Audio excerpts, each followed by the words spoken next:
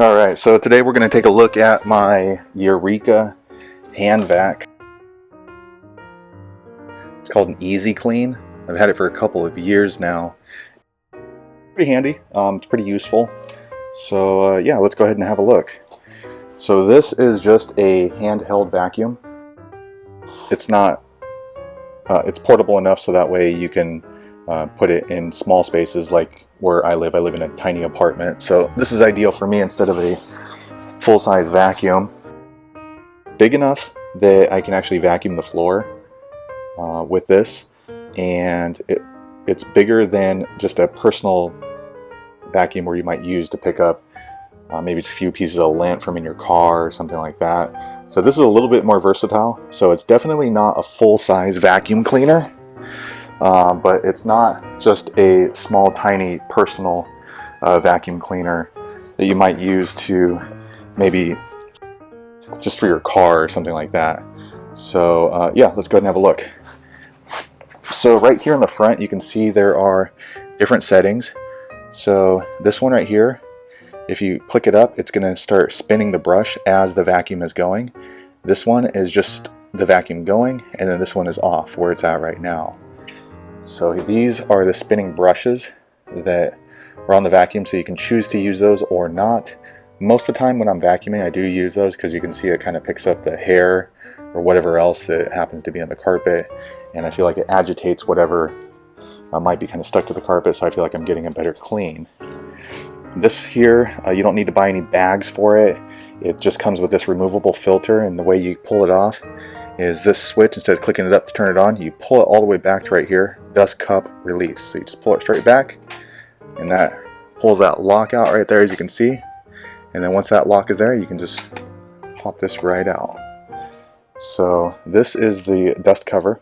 So whenever you're vacuuming, it's just going to go right in here, but it does pass through this little hole here, and then it has this filter, this removable filter. Sorry, it's actually kind of dirty because I cleaned it out for a couple days, but anyhow, so this is the filter, and you can see everything kind of sticks in there and all the dust. And then when you're ready to dump it, you just kind of shake this little bin in the trash, and then you can scrape off this filter. It says you can actually clean it as well. I did that one time and it kind of seemed like it clogged the filter, so I quit doing that, washing it with water. But it did say when I bought it that you can actually wash this. If you have any experience with that, be sure to leave a comment below.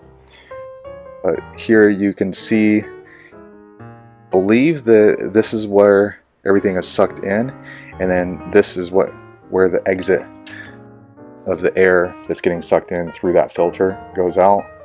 And then the way you put this back in, there's this little knob right here down here at the bottom, and all you do is just kind of slip that side in first, make sure it's lined up. Once that, and then you just click it in, and then you're good to go.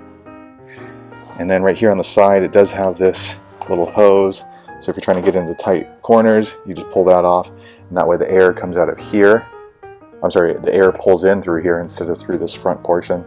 So if you just need to get into, like some corners or in some kind of crevice, you could use this. Again, I've had this for a couple of years. I do remember when I bought it, it comes with a couple of attachments. I have since lost those because I find those kind of annoying to kind of lug around because they don't fit on this. So I just throw it away. But I still use this sometimes, but I can't get into like little tiny corners because I don't have that attachment anymore. But to me, that doesn't matter. If it does to you, then maybe you'll keep better track of the attachments, unlike me. So yeah, and then back here, once the filter gets kind of dirty, this is where the exhaust is. So it's going to suck in the air from through here, clean it through the filter, and then shoot it back out here. But if your filter is really dirty, like mine is right now, it's probably going to shoot some dust out of the back. So usually what I'll do is I'll just stick this out the window when I first turn it on. That way it clears out, and then I can start using it. For the filter, they are replaceable. I bought this one recently, but again, as you can see, it's pretty dirty. I'm still going to need to clean it. Maybe I'll put it through the washing machine, clean it out nicely, and then make sure it's completely dry before you use it again. Otherwise it'll cake up around the filter like what happened to me last time. Here's the cord. It's a pretty long cord. I would say it's probably more than 6 feet, maybe like 8 feet worth of cord. Just be sure to click the description if you want the exact dimensions of the cord. I don't know off the top of my head, but I'm pretty sure it's like 8 feet. And then the plug type, it's just the 2-prong plug, so you don't need the 3-prong outlet. Not sure if that really matters, but this one is just the 2-prong. With the cord being so long, if you keep this in your garage, it's probably easy to just vacuum out your car if you need to. And let's see if I can turn this on, and then you can kind of hear how loud it is.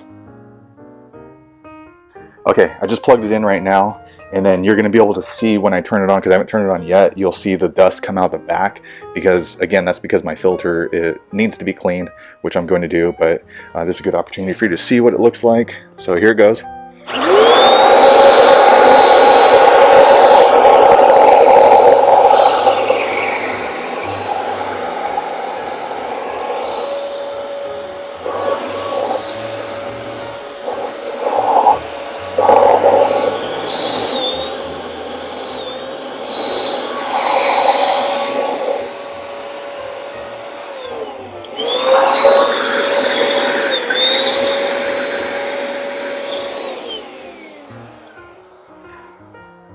So that's what it sounds like when it's on. It's not too loud, but it's not too quiet either, but it's a vacuum cleaner, so what would you expect? As far as the color goes, I don't know if it comes in different colors, but I just got the yellow. That might matter to you. To me, it doesn't matter because, once again, it's just a vacuum cleaner. As far as the size goes, here's a size of the watch. This is a watch that I did a review on previously, but it's just a typical men's watch. So just for size comparison, you can see how big it is. Be sure to click the description for the most recent price on this. This seems to be a pretty popular vacuum to have. It has a lot of good reviews. And let's see if there's anything else I'm missing. Here's some of the warnings on there. And then looks like it's made in Bloomington, Illinois.